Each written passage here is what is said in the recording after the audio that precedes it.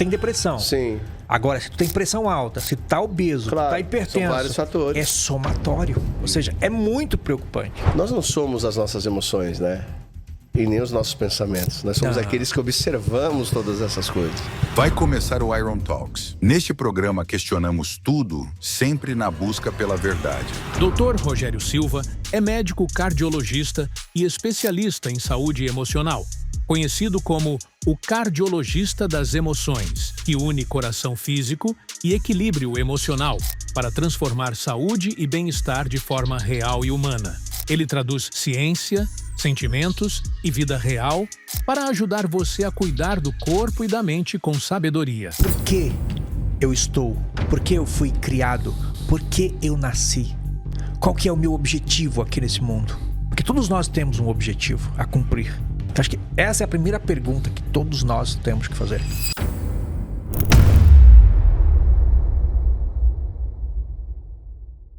Conta pra gente sobre esse estudo que está para sair e essa importância psicossomática que muitas vezes é negligenciada por grande parte da sociedade médica, que faz uma dicotomia que não deveria existir, né?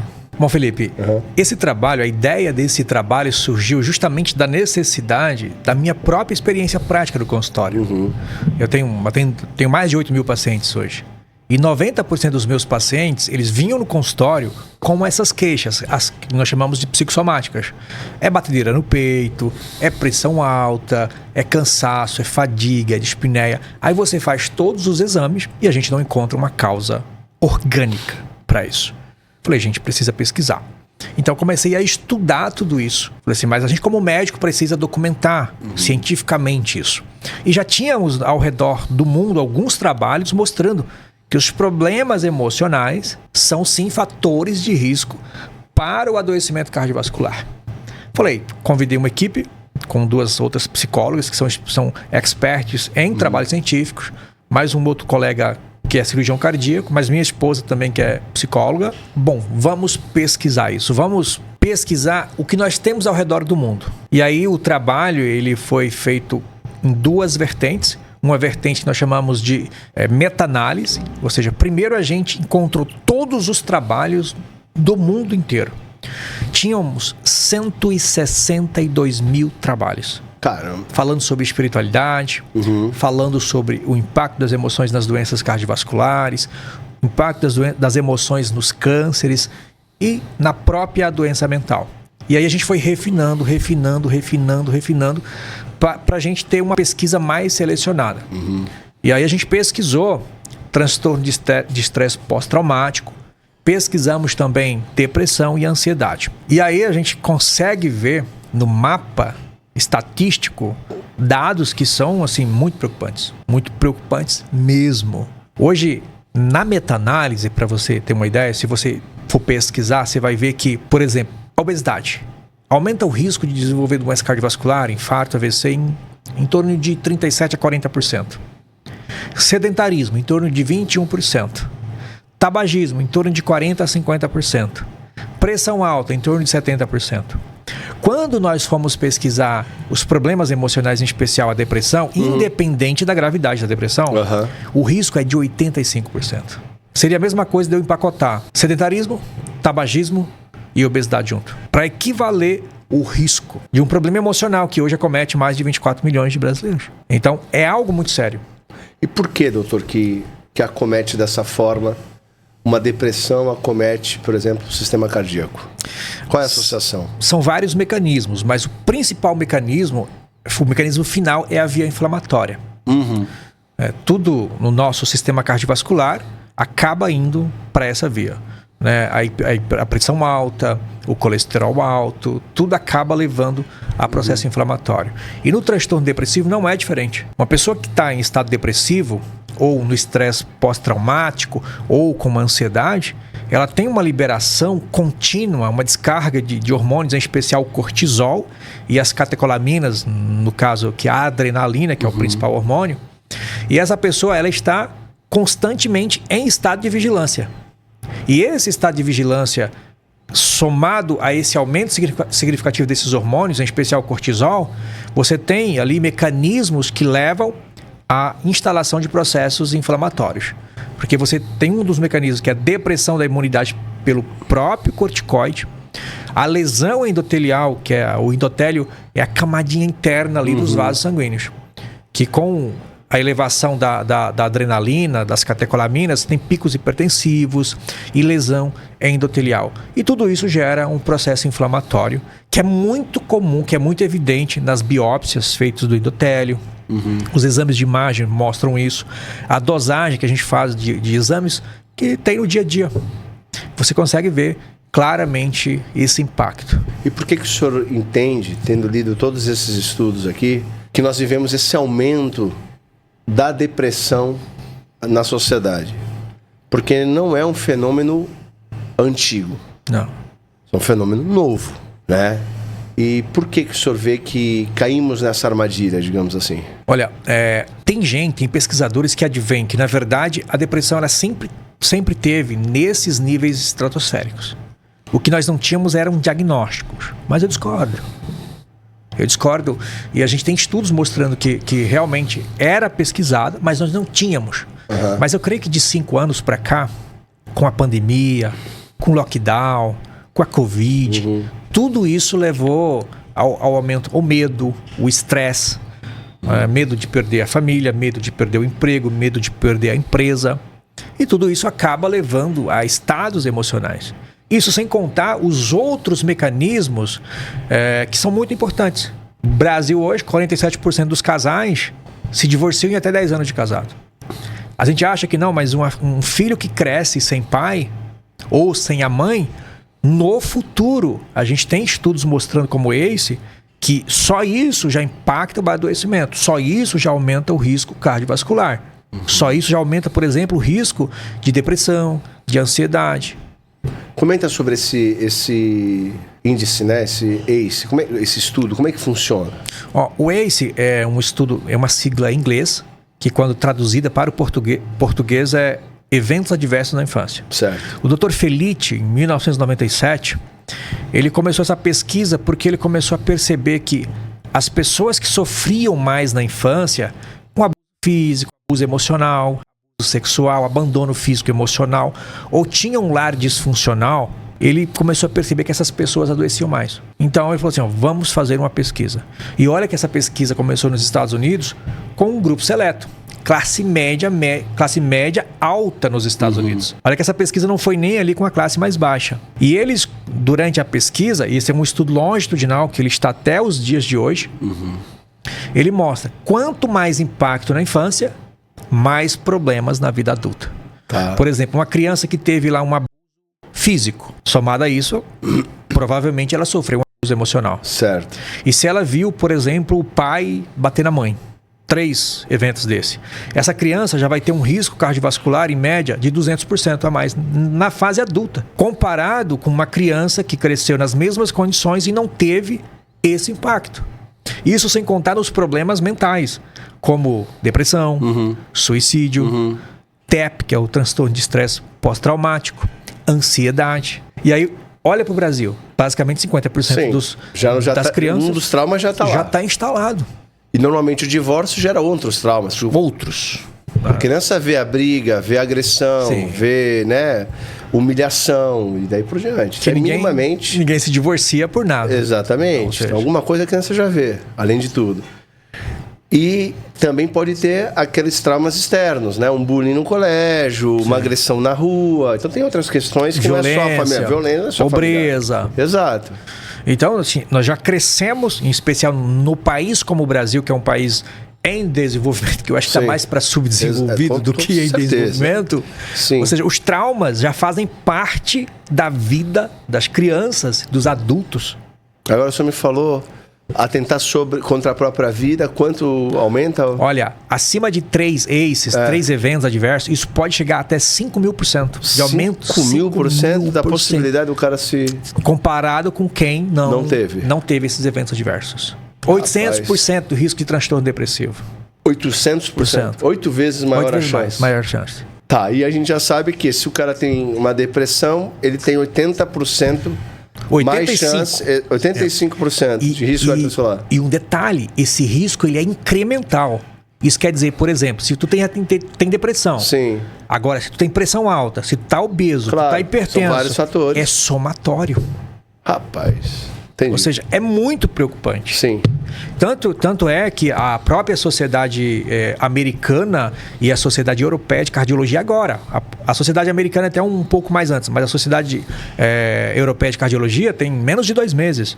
Publicou uma diretriz orientando os cardiologistas a olhar para isso. Só que aqui tem um problema muito sério. Uhum. Porque imagina que hoje a grande maioria dos cardiologistas atende por convênio. 3 a 5 pacientes por hora. Como tu vai olhar para um paciente e falar bem assim, eu acho que esse cara está com depressão e encaminha lá para o psiquiatra.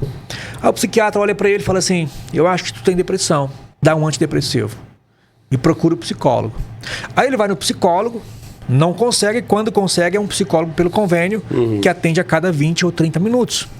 Online, muitas vezes. Aí a pessoa passa lá 5, 10 anos fazendo terapia. O remédio não trata a causa, a raiz da depressão. A psicoterapia, seja ela só da fala, a TCC, a psicanálise, nós temos já estudos mostrando que quando você usa apenas uma estratégia, você também não consegue a cura nesses pacientes. E muitas vezes a cura através da psicanálise, da TCC, ela demora mais tempo. E aí 80%, a gente tem estudo mostrando que até 80% dos pacientes acabam desistindo. Abandonam. Abandonam. Agora vem cá, tá bom. Então o quadro ele é terrível. Agora me explica. Por que a pessoa... Porque ficou fácil agora na internet, né? A gente ouve muita frase de efeito, ouve muito conselho. E a gente ouve e fala assim, cara, isso aqui faz sentido. Tem razão, tá ligado? Mas a pessoa não consegue aplicar na vida dela. Por quê? Olha, basicamente todo mundo sabe o que precisa fazer. O cara sabe que precisa parar de fumar. Isso. Ele sabe que precisa se exercitar. Ele sabe que precisa vir para academia, fazer musculação, correr, porque isso faz bem para a saúde cardiovascular, para a saúde mental e para o corpo em si. Faz parte da vida. Nós somos criados justamente para nos movimentarmos. Ele sabe que precisa, só que ele não consegue fazer. Porque muitas vezes essas pessoas, elas não estão vivendo a própria vida, muito menos o agora. O Dr. Van der Kolk, ele fala que o cérebro racional jamais vai conseguir convencer um cérebro emocional. Entendi. O que ele está querendo dizer com isso? Que uma criança que sofreu abandono lá na infância, do pai ou da mãe, Sim. que foi violentada, que viu o lar sendo desfeito, o pai indo preso, ela vai crescer com isso. E o cérebro dela, o racional, mesmo na fase adulta, falando assim, não, isso passou, isso acabou. Aquilo vai continuar estimulando os problemas que vão ter relação com a depressão, com a ansiedade, com o estresse. Porque está no inconsciente dela. Inconsciente dela. Agora, o senhor como neurocientista também, como é que a neurociência vê o inconsciente ou não vê? Olha, isso depende da área, depende do pesquisador. Tá. Eu acredito que nós temos consciente e subconsciente.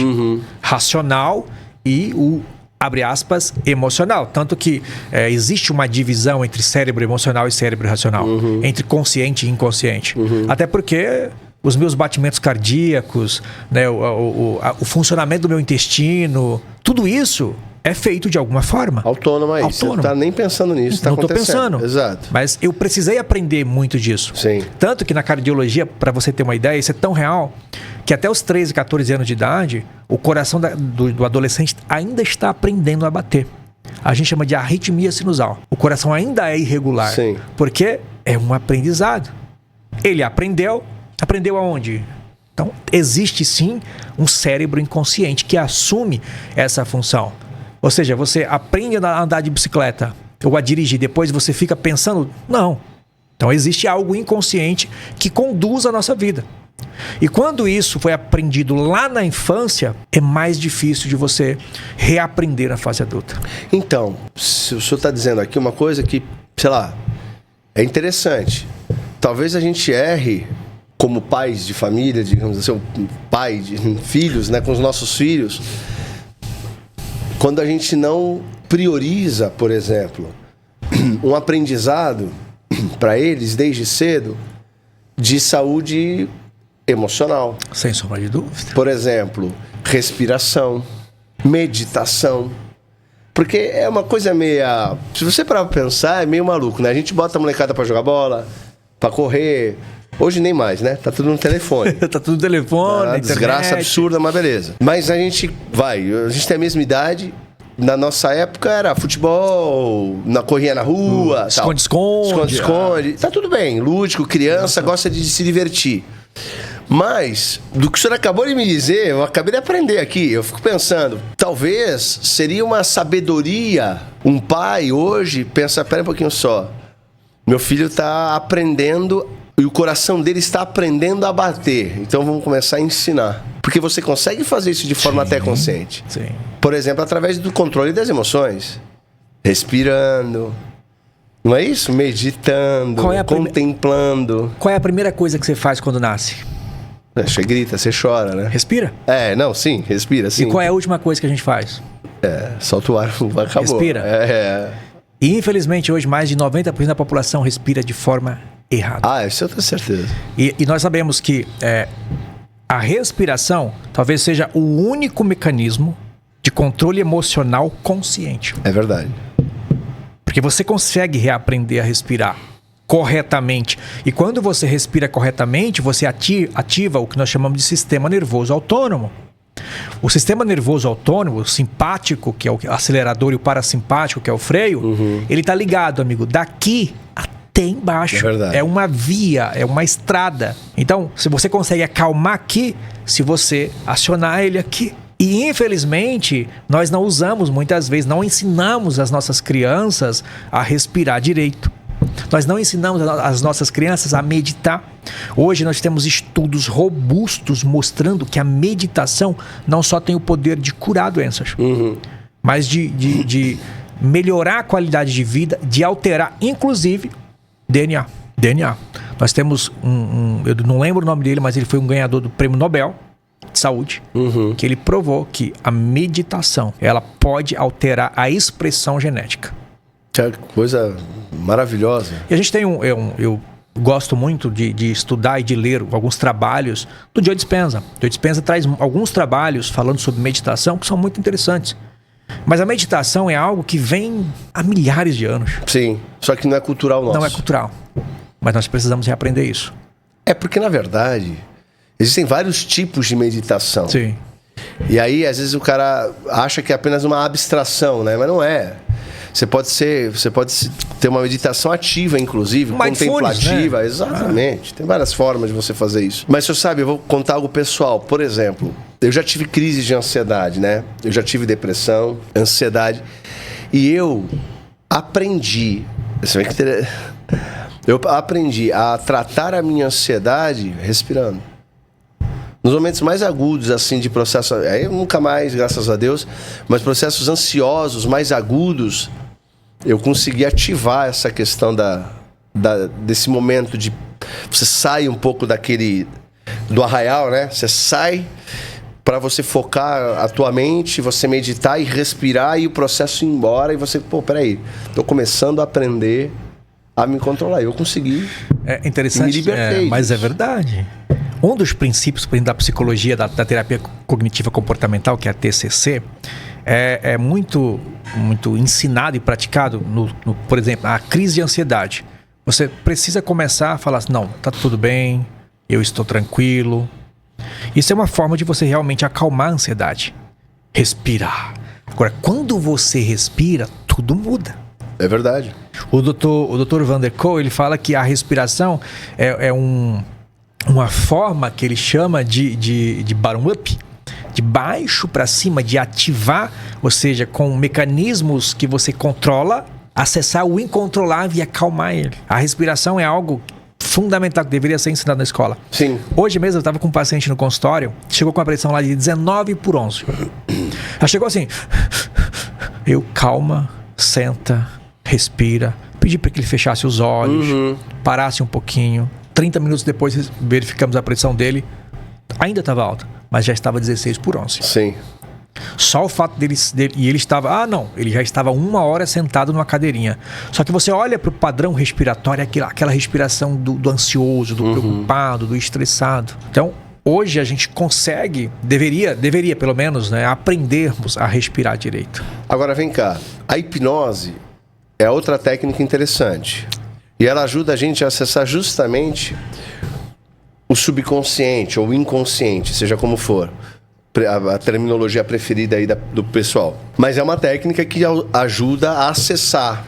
Eu entrevistei aqui o Dr. Antônio Carreiro, que é um hipnólogo fenomenal, o Dr. Antônio Carreiro, clínico. Enfim, e ele fala para mim, Felipe, o transe, ele vem e o objetivo é chegar no transe. Então a hipnose é um mecanismo, nós temos outros. O DMT através, sei lá, da ayahuasca é outro, e tem outras técnicas, né? Mas o objetivo é a pessoa alcançar o transe. E no transe, com o inconsciente emergindo, você tem um processo curativo, que pode até não ser consciente depois, mas só de você acessar, você pode gerar algum tipo de cura, enfim. Como é que funciona a hipnose, doutor? Olha, a hipnose é um dos campos que eu estou estudando bastante, né? Inclusive fiz formação em hipnoterapia. O próprio Conselho Federal de Medicina, ele permite que o médico trabalhe como uma ferramenta complementar que eu acho fundamental. Inclusive eu tive experiências na minha própria família com a hipnose, com resultados extraordinários. Até comigo, eu tinha bruxismo. Já tinha tratado com bruxismo com antidepressivo, com placa, com injeções de relaxantes na região, e não melhorava. Quebrava todos os meus dentes e todas as minhas lentes. Até que um dia eu entrevistei um terapeuta que fazia hipnose e falou assim, doutor, vamos tentar. Vou te falar assim, eu fui curado? Não. Mas hoje, depois de um ano mais ou menos, eu não lembro o último dia. Não quebrei nenhum dente. E não lembro de estar com a minha mandíbula cansada.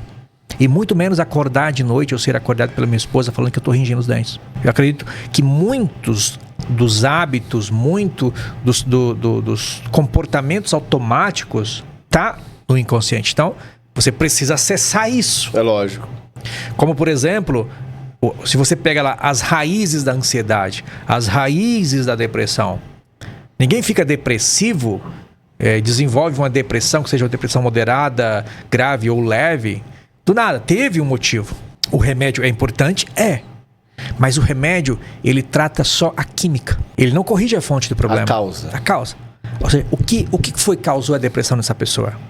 Aí essa pessoa precisa ir para terapia. E aqui entra uma visão que eu gosto muito, que é uma visão trazida pelo Dr. Gabor Maté, trazido pelo Van de Kool, que é você usar a mente e o corpo, e muitas vezes o cérebro, para tratar de forma integral. E aqui eu adiciono a espiritualidade. Porque a gente tem muito estudo mostrando benefícios extraordinários da prática da espiritualidade. Nós nem falamos de religião. Embora os estudos, na grande maioria das vezes, eles trazem sim a religião, que é mais fácil de estudar. Né? É mais fácil de pesquisar. Que você consegue separar por grupos, sim, inclusive. Por grupos. Já a espiritualidade é algo mais pessoal. Então os benefícios a gente vê é extraordinário. Mas nessa sua separação, mente, cérebro, corpo, que seria o resto do corpo. Claro que o cérebro é o corpo, né? Sim. Isso tá conectado, sim. A mente e a questão da espiritualidade, certo? Tá. Eu ia lhe fazer essa pergunta, eu tô com curiosidade. Eu sei que o senhor já estudou muito tudo isso aí. Como é que o senhor separa a mente? Porque assim, nós não somos as nossas emoções, né? E nem os nossos pensamentos. Nós somos aqueles que observamos todas essas coisas. Quer dizer, há um componente, né, que nós não sabemos, mas é interno, anterior a nós mesmos. E nós vamos nos descobrindo ao longo da vida. Só que a gente vai se identificando tanto com o corpo e com a própria, vou chamar de mente, tá? Emoção, memória, experiências, que a gente esquece que nós somos os observadores que observam de fora, de fato. Assim, de alguma maneira estamos... Né? Você quer ver um exemplo muito claro? Você conversa com você mesmo, não conversa? Exato. E tem um poeta que fala, né? Quem fala sozinho com Deus anseia falar, né? É assim, como que eu entendo? O cérebro, ele é o hardware. Ele é o componente físico. Sim. Onde a química acontece. A gente tem aqui os neurônios, a gente tem, dentro dos neurônios, a gente tem todas as estruturas celulares ali, e ali ocorrem reações químicas através dos neurotransmissores. Mas tudo isso é físico, é palpável. Isso. Ou seja, chama de hardware. Isso. E aí nós temos o software, que é o programa, que é a mente. Aí nós temos algo além disso. Além disso. Que eu posso chamar de espiritualidade. Eu creio da mesma forma que o senhor. E aí nós temos o corpo. Por quê? Aqui é uma visão muito interessante que todas as experiências que você viveu na vida, absolutamente tudo, está armazenado na sua mente. Mas também está no teu corpo, no teu cérebro físico, no teu músculo, no teu intestino, no teu coração. Está armazenado em absolutamente tudo. Aqui entra um princípio muito importante. Então não posso tratar só a mente, não posso tratar só o cérebro, não posso tratar só o corpo de forma isolada. Eu preciso tratar tudo isso. E aqui eu ainda trago mais. A gente precisa tratar junto com isso o que vem depois do software, que é a espiritualidade. Perfeito. E a gente tem estudos mostrando que a prática da espiritualidade pode reduzir em até 32% o risco de doença cardiovascular. Porque é o controle da mente e o corpo, pô. Sim, a espiritualidade é a base. A espiritualidade é esse olhar que vai fazer essa reflexão sobre quem é. Porque é o olhar de fora, pô. Então, assim, você tá tendo essa emoção. Mas a espiritualidade diz, mas você não é essa emoção. Por que você tá tendo ela? Aqui tem um detalhe. Eu acho que a espiritualidade, ela tem níveis. Tá. Por quê? Senão, uma pessoa que é altamente espiritualizada, ela não poderia ficar com depressão, ansiedade e estresse. Por que ela fica? Porque ela ainda não atingiu esse nível de espiritualidade.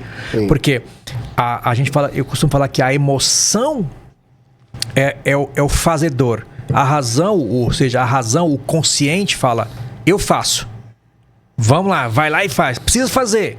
Mas o que faz você ir é a emoção. Então, se uma pessoa é uma pessoa altamente espiritualizada, essa pessoa ela já superou esse processo. Ela já está acima da emoção. Agora, a grande massa é governada pela emoção. É por isso que o cara tá obeso, faz uma bariátrica e volta a engordar. Perfeito. Eu falo assim, pode arrancar o estômago. Tem um estudo aí da USP com mais de 160 pacientes mostrando que 92% dos pacientes, se digitar no Google, você vai ver lá. Digitar no Google assim, estudo da USP mostrando que 92% dos pacientes voltam a engordar após cirurgia bariátrica. Tá lá. O senhor sabe? Porque o que acontece? Nesse caso que o senhor acabou de citar, da espiritualidade, né? Porque, vamos de novo, o senhor falou do cérebro racional e emocional. A espiritualidade, ela te faz querer como se fosse os olhos, né? Olhar tudo isso de fora. Ela te faz olhar além da própria racionalidade e além da própria emoção. Só que a gente ainda está aqui. E aí o treinamento da espiritualidade é exatamente esse. Por quê? Você inevitavelmente vai sentir uma emoção. Só que quanto mais espiritualizado tu está, mais controle sobre essa emoção você vai ter. Ou seja, é transcendental. É transcendental. Só que isso é um trabalho, é uma prática. E aí é que entra a grande diferença da maioria das pessoas. A maioria das pessoas, através da religião, acredita em Deus.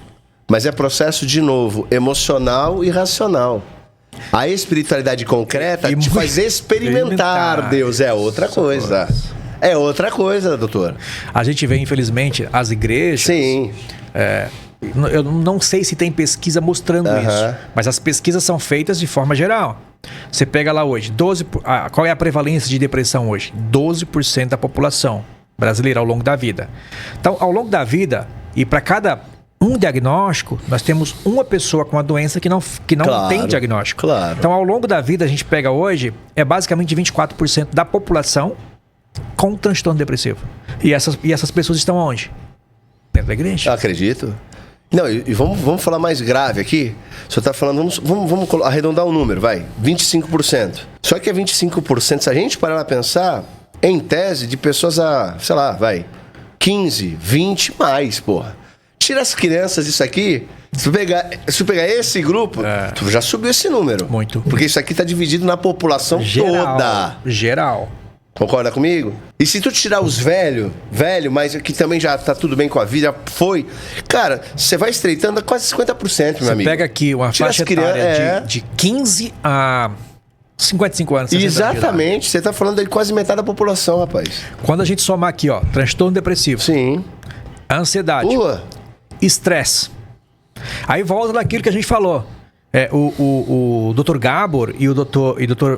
Van der Kolk, ele fala o seguinte: você não precisa ter frequentado uma guerra, ter estado no Vietnã, na faixa de Gaza, aí no Rio de Janeiro, para estar traumatizado. Porque o trauma não é aquilo que acontece, o evento em si, mas o que acontece dentro de você. Exato. Um exemplo, como você absorve ele. E como você reage a isso. Meu filho, esses dias no trânsito, a gente parou no sinal, e aí parou um carro do lado. Aí assaltaram o carro do lado. E o meu carro é blindado. Aí eu fui, apertei a sirene. E a molecada saiu correndo.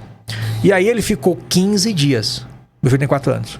Papai, e a sirene da polícia? O que aconteceu? Papai, traumatizou ele.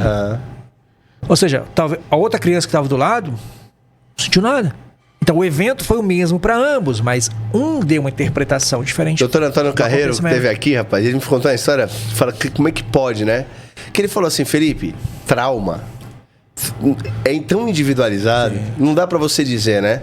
Aí ele contou isso, assim, uma mulher um dia chegou pra mim, do nada começou a ter claustrofobia, depois de velha, já claustrofobia. Não podia entrar em elevador, começou a ficar cada vez pior.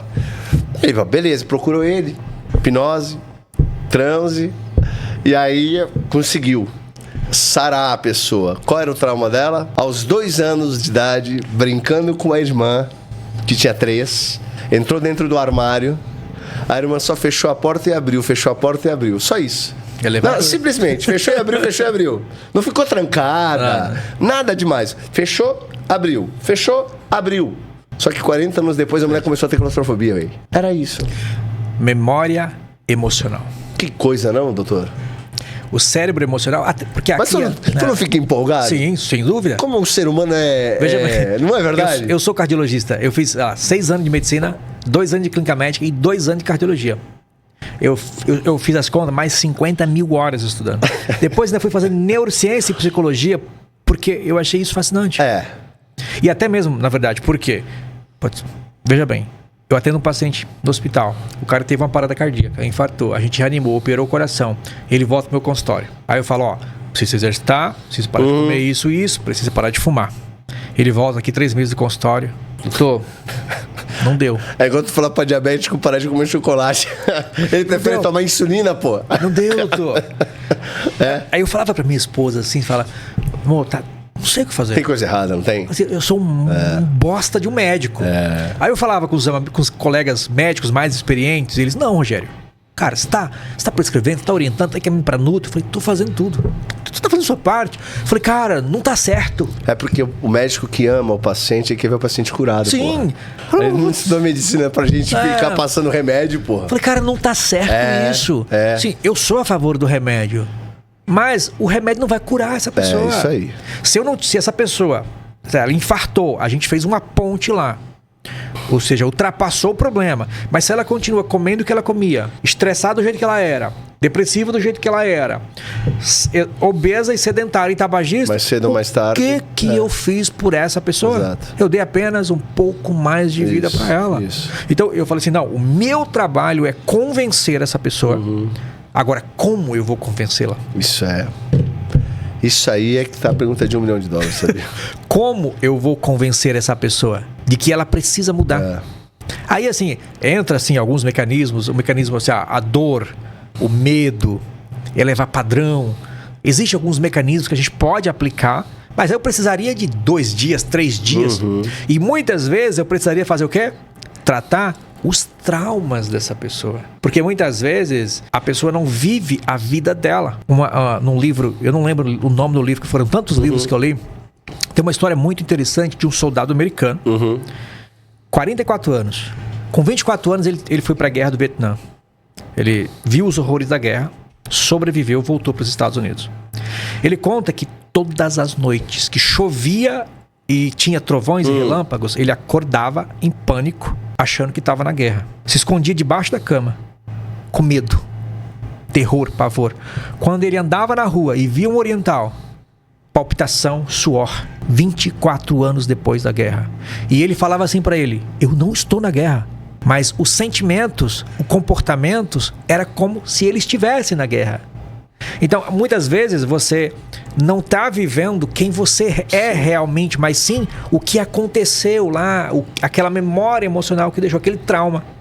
E muitas dessas pessoas vivem assim. Muitos dos brasileiros não estão vivendo a vida deles. Doutor, eu acho que a maioria do mundo vive isso. Sim, sem dúvida. Porque se identifica tanto com o próprio ego, se identifica tanto com as suas memórias, se identifica tanto com as experiências, que é aquilo que a gente falou. A espiritualidade, ela está escanteada, ela precisa ser resgatada. E aí você vai ver isso nas culturas religiosas do mundo. Você vai ver isso no budismo, você vai ver isso no hinduísmo, mas você também vê isso em Jesus, pô. No cristianismo, você vai ver em Jesus. Negue-se a si mesmo, pô. Isso aí. Cara, esse aí é a máxima. O teu eu, tudo que tu acha, joga fora. Você é um com o Altíssimo, pô, com Deus, pô. Mas infelizmente, muitas religiões não ensinam isso, né? Não.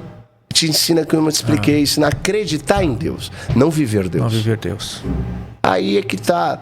Eu não sei, doutor, aquilo que a gente estava conversando aqui até antes do programa, a minha esperança é o resgate dessa espiritualidade, porque o homem vai talvez ficar um pouco mais ocioso, e já está. Se você analisar, a gente está agitado com coisas que não precisa. Mas se a pessoa querer começar a olhar um pouco para dentro, hoje a gente tem acesso a tanta informação. Ah, eu quero meditar, como é que eu aprendo? Cara, 2 segundos tá na a mesma porcaria que ela fica olhando aqui, ela pode parar, ao invés de pegar porcaria, deixa eu acessar aqui. Como é que eu medito? Como é que eu respiro? Cara, tá tudo aqui. Tá tão fácil aprender. Mas eu acho que esse é o grande problema. Porque os seres humanos, nós fomos treinados emocionalmente para não buscar isso. Isso é verdade. E hoje a mídia, os algoritmos e tudo que nós temos ao redor, eles sabem o que o nosso cérebro emocional gosta. Porque assim, aquilo que eu te falei, cara, se você for ler, parar 30 minutos, pegar no GPT e digitar bem assim, quais os benefícios da atividade física, se eu fizer atividade física lá, 45 minutos por dia, 5 vezes por semana, meditar 30 minutos por dia, cara, tua vida vai mudar. Mas muda muito rápido. Vai mudar. Tu pesquisa isso, tu vê evidência, tu vê isso tudo, mas tu não faz. Tu não faz. Mas eu acho que a galera não faz, sabe por quê? Porque não sabe a grandiosidade, a riqueza que é você saber-se de si para além de si mesmo. Porque ele não percebeu quão escravo ele é da própria vida, cara. Isso é terrível. Provavelmente nunca experimentou. É o que eu tô falando. É a liberdade, é a verdadeira liberdade. Conhecereis a verdade, e a verdade vos libertará. É isso. Para mim isso veio com um choque muito importante. Assim, eu já era médico, mas eu era um workaholic, literalmente um workaholic. Eu trabalhava assim, pro médico o mês não tem 30 dias, tem 60. Porque ele conta por 12 horas de plantão. Então eu dava uns 45 plantão no mês. Que isso? E meu filho nasceu. E assim, era desse jeito, não me exercitava, não dormia direito, só trabalhava. Quando meu filho nasceu, minha esposa falava assim: amor, teu filho não vai te reconhecer. Porque eu saio de casa, ele tá dormindo. Eu chego em casa, ele tá dormindo. Um belo dia, eu cheguei em casa, ele não me reconheceu. Ele já tinha uns 4, 5 meses. Eu fui pegar, ele começou a chorar, estranhou. Aquilo me tocou. Mas, cara, mesmo assim eu não consegui enxergar. Porque estava muito imerso naquela vida, né? Atolado. Exato. Até que um dia eu fui num treinamento. Por isso que eu valorizo muito treinamento sobre inteligência emocional, sobre doutor, isso aí emocional. Eu sou apaixonado. Pô. E aí um cara falou bem assim, cara, o cara falou com essas palavras: vocês, workaholics que trabalham dia e noite com a desculpa de que quer oferecer o melhor para sua família, que nada. Vocês estão tudo viciados em trabalho, na linguagem dele. Fuga, né? Cara, aquilo eu falei assim, caramba. Cheguei em casa, cara, no outro dia. Eu cuidava ali, eu chefiava a parte clínica da maior equipe de cirurgia cardíaca do Brasil. A gente operava mais de 50 pacientes por mês. Cheguei no outro dia e falei: professor, tô saindo. Como assim, cara? Ganhava nota. Como assim? Falei: tem coisa mais importante. Boa. A minha mudança foi por uma palavra. E desde então, aí depois disso eu parei de comer açúcar, eu parei de comer glúten. Lá eu tinha intolerância à lactose, mas eu comia. Aí eu parei de comer também. Aí eu me exercito, eu perdi 12 quilos e venho nessa vida há 4 anos. Medito todo dia, 30 minutos a 1 hora de meditação. Boa. E eu vou te falar uma coisa, cara. Se você que está assistindo a gente soubesse dos benefícios que isso traz para sua vida, do prazer que isso dá, cara, é simplesmente surreal. Você tá me falando aqui, dá até vontade de chorar de alegria. Mas cara. É emocionante. Pra quem vive isso sabe, pô. Mas é por isso que eu sou cardiologista e faço isso. Mas posso lhe dizer uma coisa? Que as pessoas, você que tá vendo o programa, preste atenção no que eu vou lhe dizer. Doutor Rogério, cirurgião, pô. Dentro da medicina, pra você que não sabe, cirurgião cardíaco é igual neuro, pô. É igual neurocirurgião. Eu sou cardiologista. Cardiologista. E é igual, cara, é o ápice, é a coisa mais bela dentro da medicina. É o coração. É o coração, pô. O teu coração é formado antes do teu cérebro. É, o primeiro órgão. É o primeiro órgão, cara. Tudo vem dele. Tudo que vai existir de parte dele, pô. E é lindo quando você percebe a humanização de um médico. Porque eu falo muito sobre isso, doutor. É uma coisa que eu nunca quis ser médico. Engraçado. Eu fui missionário 17 anos da minha vida. Pô, legal. Na Rússia, sabe? Na Rússia? Na Rússia. E eu nunca quis ser médico. Nunca. Mas eu fiz a medicina como uma estratégia para eu poder viver lá como missionário. Por causa do visto. Que era a melhor maneira que tinha e mais segura como estudante. E aí eu falei, poxa, o que eu vou estudar? Como eu tive um episódio de depressão quando eu era mais novo, depois do falecimento da minha mãe, eu falei, cara, é útil. Vai ser útil. Eu falei, e eu quero ser psiquiatra, olha só. Eu estudei 6 anos medicina para fazer psiquiatria. Então eu já sabia meio que assim, bom, não queria ser médico, tá? Era só... Mas eu falei, bom, vou usar isso. E aí eu estudei 6 anos, olha só. Eu me formei em medicina, entrei na minha residência de psiquiatria. Lá na Rússia? Lá na Rússia. 1 ano depois eu paro. Porque o que eu descubro? Que psiquiatra, infelizmente, não cura ninguém. Só remedia. Eu falei, não, pô. Eu nunca quis ser médico, mas o meu sonho... Eu, como missionário, você quer ver as pessoas transformadas, curadas, né? Vivas, pô. Eu falei, não, isso aqui não é o pra mim. Aí eu parei a residência de psiquiatria.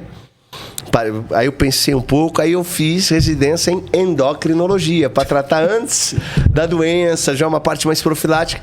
Só que óbvio, sempre estudei. Então eu estudei psicologia, psicoterapia, eu estudei, fiz a minha filosofia, teologia, eu fiz a minha por fora.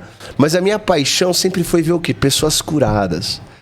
E eu falo, quando o médico começou a chamar paciente de cliente, eu até entendo, tipo, que às vezes ficou comum, né? Mas quando isso é parte do coração da pessoa, eu falo, não, cara, acabou a medicina. Você sabe uma coisa que me dói muito? É quando eu tô no hospital e falam assim, Rogério, precisa chamar a equipe de cuidados paliativos. Cara, assim, eu sei do papel do profissional, eu entendo. Mas eu falo assim, quando você chega para um paciente e fala assim, cara, eu vou chamar a equipe de cuidados paliativos, você sabe o que ele entende na cabeça dele? Eu morri. É lógico. Chama o pastor, chama o padre, chama alguém pra orar comigo. Cara, eu vou te falar assim, olha, eu não sei, mas eu não chamo. Eu não consigo fazer isso. Porque eu me coloco, se fosse eu no lugar daquele cara, Claro. eu falo assim, cara, não tem que mudar esse nome. Pelo amor de Deus. É porque, doutor, eu vi isso com meu pai. Meu pai morreu de câncer. Eu fiquei do lado dele, cuidando dele. Quando chegou nesse momento, já tá no paliativo. Tu olha assim... E é uma frieza, né, cara? Que você fica olhando e fala, cadê o ser humano aqui? Porque o médico, eu sempre falo isso, né? É o chamado, pô. E por mais que eu nunca queira ter sido médico, eu quando decidi ser, então eu me tornei. Eu decidi ser. Eu me joguei de verdade. E vou te contar uma coisa. Eu tô muito feliz em conversar contigo porque eu vejo um médico humano na minha frente. E no final das contas, a vida, eu sempre falo isso, cara, a vida é um evento tão curto. E as pessoas estão aí. E o sentido da vida, as pessoas podem falar o que quiser. Você pode criar o seu, mas só tem uma coisa, é amar, pô. Nada é tão sublime quanto o amor. Né? Nada, tudo passa. O amor permanece. E começando por amar a quem? Exato, é nós para amar o outro. É a si mesmo, o próximo como a si mesmo. Mas, doutor, esse equilíbrio se perdeu, pô. Se perdeu. Então, mas aí vamos voltar e resgatar aqui. Tá, o senhor é um médico excelente que entendeu a necessidade do ser humano se reencontrar ou se encontrar na vida, porque de fato, de novo eu repito, nós estamos vivendo de uma forma tão rápida, tão acelerada, que tudo é corpo, tudo é emoção, Mas nós esquecemos da espiritualidade que transcende, que olha para isso e fala, opa, tá em desequilíbrio, calma, pisa no freio, respira. Daí eu vou lhe perguntar, se o senhor tivesse que aconselhar, tá lá, chegou, estamos aqui no programa, o senhor dá um conselho para as pessoas, como é que o senhor diria para essas pessoas fazerem e começarem a aplicar na vida delas, para que elas comecem a entender que há uma necessidade de controle desse cérebro emocional? Então tá, Felipe, para que haja início de um controle do cérebro emocional, o que o senhor diria para essas pessoas começarem a aplicar na vida delas? Acho que a primeira pergunta que a pessoa precisa fazer é: qual o sentido da minha vida? Perfeito. Viktor Frankl, né? Se eu tenho um bom porquê, aguento qualquer como. Por que eu estou? Por que eu fui criado? Por que eu nasci? Qual que é o meu objetivo aqui nesse mundo? Porque todos nós temos um objetivo a cumprir. Então, acho que essa é a primeira pergunta que todos nós temos que fazer. A segunda pergunta é, cara, precisa olhar para sua história. A cura dos teus problemas está na tua história. Está em todas as experiências que tu viveu. Porque se tu não olhar para elas, tu nunca vai conseguir ser curado. Não importa se o problema é orgânico, emocional ou mental. Aquela criancinha de 5, 7 anos que viu o pai saindo de casa, ou que viu o pai agredindo a mãe, ou que foi violentado, ou que sofreu abuso. Cara, essa marca vai estar pro resto da vida, aqui no cérebro emocional. E se ele não olhar para essa história e não buscar ajuda e não reprocessar tudo isso, ele nunca vai conseguir encontrar o sentido da vida dele. Posso fazer um adendo, por favor? Já que nós estamos trocando essa boa energia, eu acho que tem uma pergunta anterior a todas elas, doutor, que eu tenho aprendido há pouco tempo, tá? Eu quero dividir contigo. É o quem? Quem sou eu? Quem sou eu? A primeira é essa. Quem sou eu? Pô, sou médico? Não, cara. Eu estou médico. Isso aqui vai passar, pô. Eu aprendi isso, é legal, estudo, mas eu não sou isso. Esse corpo é finito, né? Também vai passar, né? Vai passar. Então eu não sou o corpo. Não, mas eu sou as minhas memórias. Não é? Não. Repare, as memórias de ontem já não são as de hoje. Eu sou minhas emoções também, não. Repare, os desejos que você tinha, você já não tem mais, são outros. Também não sou eu. Eu sou meus pensamentos. Não é. Você é anterior a eles. Você está para além deles, você pensa sobre eles. Então, eu sou pai, não, você está pai. Porque tudo é passageiro e tudo pode passar. Então, quem sou eu? Então, eu tenho que transcender de alguma maneira, ou, então, beleza, tudo é irremediavelmente uma grande comédia horrorosa de terror, porque nada é de fato. Então, quem sou eu, tá? Então, se você é, de alguma maneira, transcendente a todas essas coisas, eu posso dizer que você é um ser espiritual e um com Deus. Ponto. Esse mistério eu deixo para a pessoa resolver. Aí deixa a espiritualidade dela, a religião dela. O que eu quero dizer é que você transcende todas essas coisas. Então, se você transcende, agora vamos pro porquê. Porque já não é pela fama, não é pelo dinheiro, não é porque você vive o que vive. Aí já começa a mudar. E como eu transcendo todas essas coisas, eu posso olhar para minha história de fora. Dissociado. E dissociado. Aí eu consigo ressignificar. Porque aquilo não é meu, aquele trauma não é meu, não sou eu. Aí eu começo a dizer, tá bom, a Bíblia fala o quê? Todas as coisas cooperam para o bem daqueles que amam a Deus, são chamados por Deus. Então, pera um pouco, aquele trauma, eu preciso abraçar ele de alguma maneira, viver ele, experimentar ele e superá-lo. Não só o trauma, mas toda doença. Toda dor, tudo. Toda dor tem uma função. Exatamente. Absolutamente tudo. Exatamente. Tudo da nossa vida tem um objetivo e tem uma função. As pessoas acham que, por exemplo, eu costumo falar para os meus pacientes, doutor, eu não aguento mais obesidade. Doutor, eu não aguento. Se você não tivesse obeso, você não estaria mais aqui. Porque o teu corpo encontrou essa forma de se manter vivo. Assim é com grande parte de todos os vícios. É a compensação. É a compensação. Mas é a forma que o corpo encontra. Porque se você sente uma dor, a dor emocional ela é insuportável para o nosso cérebro. Ele vai buscar algum mecanismo para aliviar essa dor.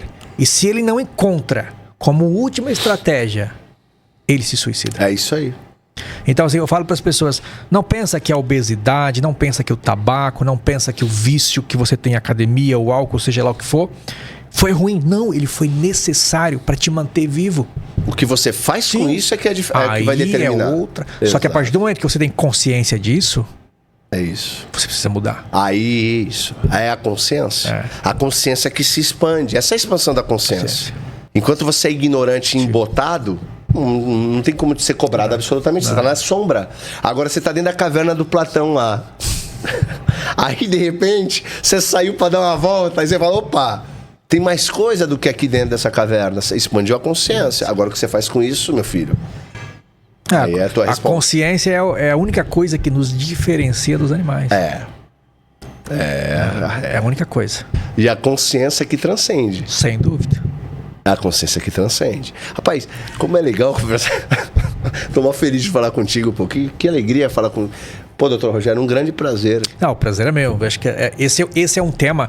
Tanto que esse estudo que eu fiz aí, que a gente fez, eu, doutor Honório, doutora Viviane e doutora Lana, foi justamente para mostrar...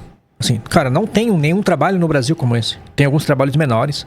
Mas a nossa revisão sistemática com meta-análise é o primeiro grande trabalho. Quantas mil pessoas no trabalho? 471 mil pessoas. Trabalho revolucionário. 8 países. 8 países? 8 países. Mostrando que os problemas emocionais adoecem mais o coração do que outros fatores de risco tradicionais que nós temos. Mas os médicos não estão olhando para eles. Muito menos para a espiritualidade, que nós temos estudos robustos mostrando que a prática de espiritualidade reduz em até 30% o risco de doença cardiovascular. A Sociedade Brasileira de Cardiologia tem até um departamento de espiritualidade que está engateando, que está levando Porque um tem pouco muito preconceito. Mas tem muito preconceito. Tem muito preconceito. Bastante. Eu não consigo entender um troço desse. É engraçado isso, mas eu não consigo entender. Por que essa insistência? Por que esse embotamento? É desnecessário. Né? É desnecessário. Agora, doutor, vamos pra gente indo já para uma reta aqui na nossa conversa. E o senhor, por favor, vai ter que voltar. Eu tenho um programa que eu vou lançar agora na próxima semana. Aliás, perdão, na quinta-feira agora, chamado Místicos, que fala sobre espiritualidade. Eu vou lhe convidar para que o senhor participe. É outro formato, é entretenimento, é outra coisa. Mas eu peço que o senhor volte pra gente falar exatamente, porque eu acho que as pessoas têm que ouvir de um médico, pô. Eu escrevi um livro agora que vai ser publicado que se chama assim, A Dor que os Exames Não Mostram. Pô, já anuncia aqui no programa. Tem um capítulo de espiritualidade com mais de 60 páginas. Perfeito. Que eu encaminhei para vários líderes espirituais. Se o senhor puder me encaminhar, eu leio e nós vamos falar sobre isso. E aí eles me deram um feedback falando assim, doutor, de onde você tirou isso? Eu falei, isso aqui eu tirei da ciência. Por que vocês não ensinam isso na igreja? Perfeito. Por que vocês não falam isso lá na igreja? Eu lhe explico por quê. Eu, como fui missionário, pastor, muito tempo da minha vida, doutor, pode reparar, é muito interessante. A gente não consegue, você vai num culto, por exemplo, o entretenimento ele é necessário. Não tem, a pessoa não consegue ficar 30 minutos parada consigo mesmo no mesmo lugar, pô. A gente não consegue 5 minutos. Não consegue. Tem que ter alguém falando, tem que ter alguma música, tem que ter algum movimento, tem que ter alguma luz, tem que ter alguma coisa acontecendo. A nossa mente está tão agitada que a gente não consegue parar pra... Não consegue. É por isso que eu faço um desafio para você. Começa a meditar. Olha, eu acho que um dos desafios mais gigantescos da minha vida não foi passar em medicina, não foi conquistar... Eu sou imortal da Academia da Brassi. Ocupo a 60ª cadeira dos imortais da Brassi. Não foi conquistar isso. Não foi ter 86 aprovação em concurso público. O maior desafio foi começar a meditar. Ficar em silêncio, cara. Olha, eu vou te falar, o primeiro mês, eu falava, eu vou desistir disso aqui. Porque assim, era 30 segundos. A mente já estava divagando. Mas depois de um mês, eu comecei a ficar 2 minutos, 3 minutos. Hoje eu fico 1 hora. Perfeito. Se eu tiver tempo, eu fico 1h30, 2 horas. Perfeito. E eu saio dali renovado. E sabe uma coisa muito interessante que eu aprendi? Eu aprendi durante a meditação conversar com Deus. É isso. Cara, isso é fantástico. Isso é fantástico porque eu falo com Deus assim, olha, agora é só eu e tu. Eu não tô ouvindo nada. É só eu e tu. Eu falo assim, acho que o Senhor merece esse respeito, sabe? Que eu dedique ali um pouquinho de tempo para só eu e Ele conversar, para fazermos essa terapia, nós dois. Rapaz. E eu faço isso todo dia. Rapaz, eu tô tão feliz de falar contigo. Eu falei, acho umas 10 vezes aqui no programa, né? Porque eu saio daqui e eu tenho, graças a Deus, esse hábito, né? No meu prédio lá tem uma sauna, né? Aí eu vou, ligo a sauna, entro, sento no chão mesmo, porque fica mais quente, né? Então sento. E eu tenho meia hora lá, meia hora e pouco, quieto. É isso. Cara, isso é muito libertador. Eu chego na minha casa, eu subo, minha mulher tá lá já me esperando, né? Ela olha, tá tudo bem? Eu falo, pô, tá bem demais. Ela, Tá pô, bem bem demais, cara. E ela tem, graças a Deus, né? Cada um no seu tempo, mas é tão maravilhoso, doutor. É tão edificante. Cara, eu falo pra ela todo dia. É muito isso. prazeroso. É muito. Eu falo pra ela, eu tenho aprendido tantas coisas que Eu acho que o sentido da vida, a gente começa a perceber realmente que, cara, quem eu sou de verdade, né? É isso. É isso. Você começa a perceber que você não é um monte de músculo, um monte de osso, um monte de problema, um monte de conquista. Você não é isso. E fica tudo mais bonito. Fica tudo mais bonito. Você ama mais. Sim. Você consegue olhar pros filhos, pra esposa, pra vida, com um olhar muito mais bonito, cara. Não é verdade? Sem sombra de dúvida. E aí entra aquilo que Jesus fala, né? Se teus olhos forem bons, né? Tudo tem luz, cara. E vós sois a luz do mundo. Isso tem que resplandecer de alguma maneira, pô. E é isso, cara. Cara, você começa a enxergar o mundo de uma forma diferente. Eu acredito muito, acho que isso é cientificamente comprovado, né? Que a gente enxerga o mundo com base nas crenças que a gente, com as lentes das crenças que a gente tem. Uhum. Não enxergamos o mundo da forma que ele é realmente, exato, mas da forma que nós queremos que ele seja. Então, se eu quero que esse seja um mundo melhor, cara, eu começo a enxergar ele dessa forma. É isso. Eu tô em São Paulo há quantos anos? Eu nunca sofri um assalto. É a ressonância que a física quântica está começando a arranhar. Nunca ninguém botou um revólver no vidro do meu carro. Sim. Aí eu falo assim, nossa, eu tenho amigos que já foram assaltados 2 vezes, 3 vezes, celular roubado. Por quê, cara? Porque a gente começa a enxergar o mundo de outra forma. Então, isso e as pessoas sofrendo, né, doutor? Muito. E as pessoas sofrendo. Hoje, no consultório, eu atendi uma jovem de 20 anos de idade. Chegou no consultório com uma queixa, doutor, meu peito tá doendo, tô com batedeira no peito. Foram 2 palavras. Eu olhei no fundo dos olhos dela e falei assim, o que tá acontecendo contigo? Doutor, eu não aguento mais, tá ruim. Falei, não é isso. O que tá acontecendo na tua vida, na tua história? 5 minutos. Doutor, não conheço meu pai. Eu sei quem que é meu pai, mas ele nunca foi me ver. Eu moro numa favela. Vejo gente morrendo todo dia. Meu namorado me abandonou, porque ele me dizia que eu era possessiva. Ela foi numa consulta cardiológica. Essa menina saiu de lá com um outro propósito. Sem remédio, sem receita. Eu falei assim, olha, a partir de hoje começa a olhar para essa história. Você acredita em Deus? Não tenho como pagar um terapeuta, mas você tem como. Você tem um acesso de graça. Exato. Começa a fazer isso na sua vida, que sua vida vai mudar. Se as pessoas soubessem, né, doutor? Poxa vida, cara. Jesus, ele deixa muito claro na palavra, né? Eu e o Pai somos um. E eu vou para o Pai e estarei convosco todos os dias. Todos os dias. Esse acesso, ele está dado. 24 horas. 24 horas. Disponível. E a pessoa que está ouvindo esse programa, você saiba, no budismo, no hinduísmo, o princípio é o mesmo. Isso aí é a mente crística. Tão respeitada no hinduísmo, pô. Esse pessoal não é sobre religião. É sobre o que é. Tem uma passagem que o Khalil Gibran, um texto dele que eu acho tão espetacular, que eu vou lhe dizer aqui de maneira breve. Eu aprendi esses tempos, eu falei, cara, não é possível, né? Que olhar, né? Que poesia. Ele diz assim, resumidamente, tá? Eu subi a montanha sagrada e encontrei Deus. E disse, Senhor, eu sou teu escravo. Estou aqui para cumprir a tua vontade. E Deus não me respondeu palavra. E desapareceu como numa forte tempestade. 1000 anos depois, subo novamente a montanha sagrada. Encontro Deus e digo, Criador, o Senhor é o Criador de todas as coisas, sou criatura sua. Eu estou aqui. E Deus não me respondeu palavra e desapareceu como numa neblina. 1000 anos depois, eu subo a montanha sagrada, encontro novamente Deus e digo, meu Pai, eu sou teu filho. O Senhor é nosso Pai e eu sou parte de todas as coisas. Eu sou teu filho, parte da tua família. E Deus não me responde palavra e desaparece como em uma névoa. 1000 anos depois eu subo a montanha sagrada e encontro Deus e digo: eu e tu somos um. Eu estou em ti e tu estás em mim. E Deus então docemente se reclina e conversa comigo. Então eu desço a montanha sagrada e encontro Deus em todos os lugares, em todas as pessoas. Essa dimensão espiritual é exatamente o que nós vemos em Jesus. Ele é o servo sofredor, ele é o criador e criatura, ele é o filho de Deus, mas ele no final da vida dele diz: o que, Pai, em tuas mãos eu entrego o meu espírito, porque nós somos um. Restaura comigo a glória com que tínhamos antes de todas as coisas. Tolo é o homem que não entende a grandiosidade de quem ele é. Nós somos um com Deus, doutor.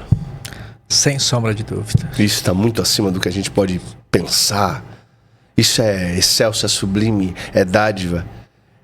O homem tem sobrevivido, o homem tem vivido a vida. Eu saí daqui uma vez, eu contei já isso aqui em um programa. Numa rotatória tinha uma mulher em estado lamentável de psicose, uma mulher vítima ali das drogas. Eu olhei pra ela assim, eu não sei, estava dentro do meu carro. Sabe quando você parece que o tempo para e você sai e aquilo dura uma eternidade, aquele olhar? Eu olhei bem no rosto daquela mulher, ela falava sozinha, balbuciava sozinha. E eu olhei pra ela e eu lembrei da minha filha, rapaz. E aquilo me deu tanto a alma. Eu falei, um dia alguém pegou ela no colo e falou que ela era linda também, cara. Como eu faço com a minha menina todos os dias. Ela foi amada um dia por alguém. E tava ali um semelhante igual a mim, filha de Deus, naquele lugar ali, sozinha, com roupa íntima, seminua, Abandonada. magra, abandonada, invisível. Mas eu vi ela, sabe? Mas não podia fazer nada. Aquilo me angustiou tanto o peito. Eu falei, meu Deus, o que é a vida? Quem somos nós? Qual é o propósito? E aí eu só lembrei disso. Ser luz, né? De alguma maneira tentar deixar esse lugar um pouco melhor e que as pessoas possam ouvir um pouco daquilo que elas podem. Dessa dádiva que a maioria tem aberto mão de viver e ser. Rapaz, como eu torço pra gente tentar conseguir ao máximo mostrar para as pessoas que há um lugar de benevolência e graça para que elas vivam, que faz a vida valer a pena e fazer assim, e faz sentido, sabe? Cara, isso está à disposição. Tá. Isso está dentro de cada E é de graça, Isso doutor. É de graça. É de graça. Jesus mostrou isso pra gente todos os dias, de graça. É de graça. Eu acho que ontem, num programa, a gente estava com alguns médicos reunidos e estávamos discutindo isso, justamente isso. Que nós que temos o conhecimento, que conseguimos descobrir, visualizar e perceber isso, nós precisamos falar sobre isso. Nós precisamos levar para as pessoas esse sentimento, isso que nós sentimos, sabe? Eu falo que, cara, quando você acorda de manhã e respira e sente que o ar tá entrando, tá saindo, não sente aquele peso aqui dentro, sabe? Cara, quando eu respirei pela primeira vez dessa forma, eu falei assim pra minha esposa, amor, eu tenho que falar disso. Eu tenho que falar disso porque eu tenho certeza que, assim, eu sou cardiologista, fiz clínica médica, um monte de coisa, mas se tem uma coisa que eu gosto de falar, é disso. Eu falo pra ela assim, eu encontrei, sabe, o meu dom.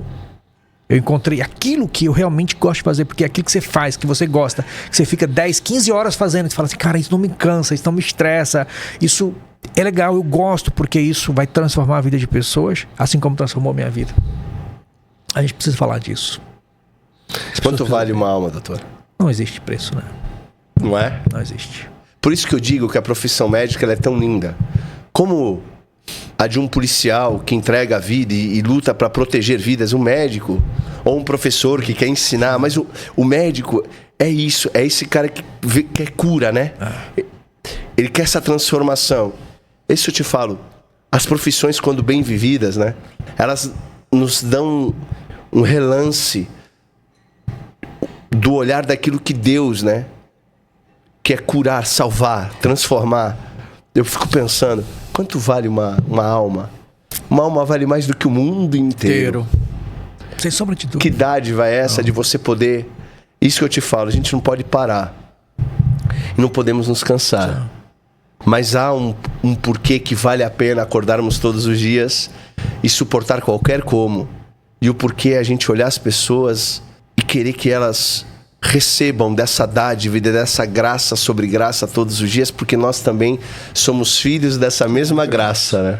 Felipe, o dia que eu descobri que eu posso olhar para um drogado na rua, para um viciado, para um obeso, para um bandido, para qualquer ser humano, e olhar para aquela pessoa e saber assim, cara, ele não é isso. Exatamente. Essa pessoa não é isso. Isso foi muito libertador. É aquilo que eu te falei. A gente consegue olhar o mundo de uma forma diferente. E as pessoas precisam entender isso. Porque as pessoas acham que não. Que o mundo é mau, que o mundo é ruim. Que o mundo que eu digo, aonde nós estamos vivendo hoje. E que aqui jaz do maligno. Que vamos deixar ele dominar tudo. Não. Cara, Deus nos colocou aqui com uma missão. É isso mesmo.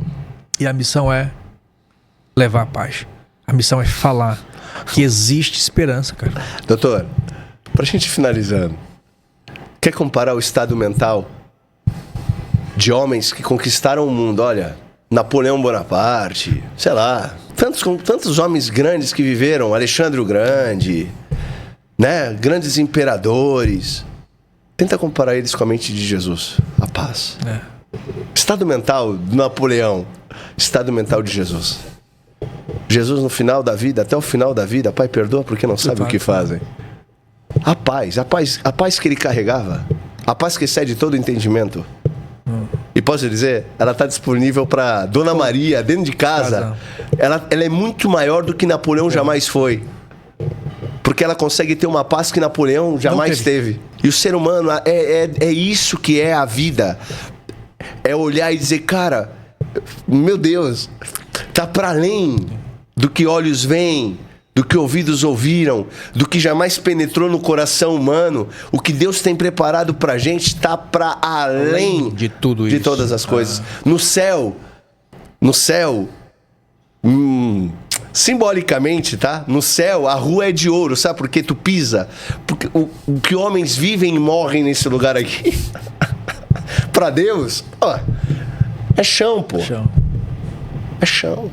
O que a gente valoriza aqui pra Deus é nada. É nada. O sorriso, o abraço, o olhar, o tempo. Não existe futuro. O passado é só uma ilusão. O que existe é o hoje, é o agora. O que eu faço agora é o hoje. O tempo não existe, é hoje. Eu ouvi um cara falando isso, eu achei extraordinário. Eu falei assim, vem cá, você já tocou o passado? Ou o futuro. Ou o futuro? É hoje. Então vai lá, beija hoje, sorria hoje, ame hoje. Aproveite o tempo que se chama hoje. O tempo do Senhor se chama hoje. O dia do Senhor é hoje. Rapaz, doutor, eu teria com tranquilidade horas para trocar ideia contigo, mas só vai voltar. Eu quero que o senhor fale do seu livro e nós vamos fazer esse outro programa que eu vou lançar agora na quinta-feira. Tem um formato diferente. Eu quero que o senhor venha gravar pra gente falar do livro, porque vai edificar demais, porque é essa a temática, é a expansão de consciência. Que honra lhe conhecer. Igualmente. Não, o senhor é um homem extraordinário. Muito obrigado. Acho que o mundo precisa de pessoas como você, como eu, que enxerga outras possibilidades no ser humano. E não só a dor, não só o sofrimento, não só o que eles acham que são, mas sim o que eles podem ser aos olhos de Deus, aos olhos de Jesus. Eu quero lhe dar um presente do nosso patrocinador. É simples, é um presente que para mim é incrível. É simples e incrível. Por quê? Primeiro, tem um aspecto simbólico muito grande. A Brain Juice foi nosso primeiro patrocinador aqui. Então, o Davi é um garoto. Eu falo que ele tem 19 anos. Ele me falou ontem numa reunião que tem 24. Eu falei, porra, Davi tava me enganando, porra. Porque é um garoto. Eles criaram aqui a empresa, eles idealizaram. E aí eles fazem... Eu vou lhe dar também o extrato concentrado de cogumelo. Então eles têm o Lion's Mane, o Reishi e o Cordyceps, né? E, bom, para memória, imunidade, enfim, foco. Só que eles lançaram o Natural Fire, que é um termogênico que pode funcionar, óbvio, como um pré-treino, porém com ingredientes naturais. Eu quero dar para o senhor que é cardiologista. Vai ser um prazer. E ele oferece saúde cardíaca. Então você tem gengibre, tem canela, guaraná, cúrcuma, guaraná, cafeína. Pode olhar aí. Tá. Chá verde, tudo ingrediente natural. Laranja moro. Laranja moro. Então, ao invés da pessoa tomar milhares de cápsulas, eles colocaram tudo aí. E é saúde, é natural, cara, é vida e, de fato, promove saúde pro coração. Então, eu acho que simbolicamente faz todo sentido eu te entregar. Vou começar a usar amanhã já. Muito legal. E é uma delícia. Tem pimenta, é uma delícia. Eu tomo todos os dias, de verdade. Nem para treinar, eu tomo pra saúde. Mesmo. Então, Brain Juice, tá? Nosso patrocinador é um presente pro senhor. Eu, com grande alegria, doutor, eu fiz muitos programas aqui. Muitos. Eu já gravei, muito provavelmente, mais aí de 200, 300 programas aqui. E eu vou lhe dizer de todo o meu coração e com emoção no peito. Grande alegria lhe conhecer. Pô, eu fico lisonjeado. Até errei o nome. Lisonjeado? Eu fico lisonjeado, cara. Porque, não, assim, uma honra. Eu falo de coração. Essa mensagem que eu carrego, ela é de coração. Eu sei. Entendeu? Eu sei. Porque eu quero que as pessoas ouçam, eu quero que as pessoas entendam que é possível mudar, cara. Que tem algo além de tudo que a gente tem aqui. Eu fui missionário 17 anos na minha vida, doutor. A vida é muito além disso tudo. Sem sombra de dúvida. Um sorriso, um abraço, um muito obrigado, um beijo. Eu falo pra minha esposa todos os dias, eu saio daqui, a maior alegria do meu coração é chegar na minha casa e dar um beijo na boca da minha esposa e vê-la sorrindo. Cara, você falando isso hoje, eu tava indo pro consultório, passando no túnel Ayrton Senna. Uhum. E assim, aí veio a imagem da minha esposa e do meu filho. Uhum. Eu falei assim, cara, como eu sou um cara privilegiado. É isso. Sabe, eu tenho muito que agradecer a Deus pelas oportunidades que Ele tem me dado. Inclusive de falar, de viver, de mostrar isso. Porque é inexplicável. A vida é tão breve e tão maravilhosa, doutor. Pode ser, né? Doutor, eu vi meu pai morrer de câncer. Eu não vi aquele homem reclamar nenhum dia. Eu vi ele perder todas as unhas da mão e não vi ele se queixar. A vida é a maior dor dilacerante que a gente pode experimentar. Eu carreguei ele no colo no último dia de vida dele. Eu vi coisas que acho que um filho não quer ver e não deveria ver. E a vida continua sendo linda, colorida e magnífica. Porque pegar ele no colo foi uma dádiva. Um dia ele me pegou no colo e foi uma dádiva. Mas você sabe por quê? Porque você sabe quem você é. Exatamente. Por isso que eu lhe falei. Quem sou eu? É a primeira pergunta. Depois os porquês. E depois a nossa história ressignificada para além de nós mesmos. Doutor, que grande honra falar contigo. Muito Felipe, obrigado por esse tempo. A honra foi minha. Foi um prazer estar aqui. Tenho certeza que essa gravação, que esse programa vai alcançar muita gente. Emocionante demais. E que vidas serão transformadas com o que nós falamos aqui. Não tenho dúvida disso. Deixa uma palavra, por favor, para o pessoal que vai nos acompanhar. Na sequência, eu finalizo o programa. Meu muito obrigado. Gente, o que eu tenho para falar para vocês é muito simples. Quem é você? Quem é você e o porquê você está aqui? Olha para sua vida, olha para sua história e olha principalmente para aquele que te criou, para aquele que te deu a vida. Você não é os problemas, você não é seus pensamentos, você não é o seu corpo, você não é a dor que você viveu. Você é um ser muito além de tudo isso. Você é a imagem e semelhança daquele Deus que te criou. É isso. Muito obrigado. Você que nos acompanha até aqui, se inscreva no canal, ative as notificações, curta, compartilhe, deixe um comentário carinhoso pro Dr. Rogério, para mim também, porque esse programa foi incrível. Não é para xingar ninguém, para com isso. E eu tenho algo para dizer para você. Salmo número 8 diz assim: quem sou eu, Senhor? Quem é o homem para que dele te lembres? Quem é o filho do homem para que com ele te preocupes? Fizeste-nos por um pouco menor do que os anjos, mas com a tua glória nos coroaste. Você é muito mais do que você é capaz de imaginar. Você precisa aprender e entender que é uma dádiva e uma glória, uma graça sobre a sua vida, que se você olhar com calma, você é um com Deus. Você não é servo apenas, criação apenas e nem filho apenas. Você é fruto, você é parte do próprio Deus. Você é o rio que um dia vai cair no oceano e vai se integrar a ele. Você hoje ama, mas um dia você será amor, porque Deus é amor. Deus não apenas ama, Deus é amor. E você, como um rio, vai correr e inevitavelmente, porque a vida não retrocede, não dá para voltar. A vida só caminha para frente. E você um dia invariavelmente, inevitavelmente, inexoravelmente cairá e mergulhará nele. E nele será definitivamente um em amor.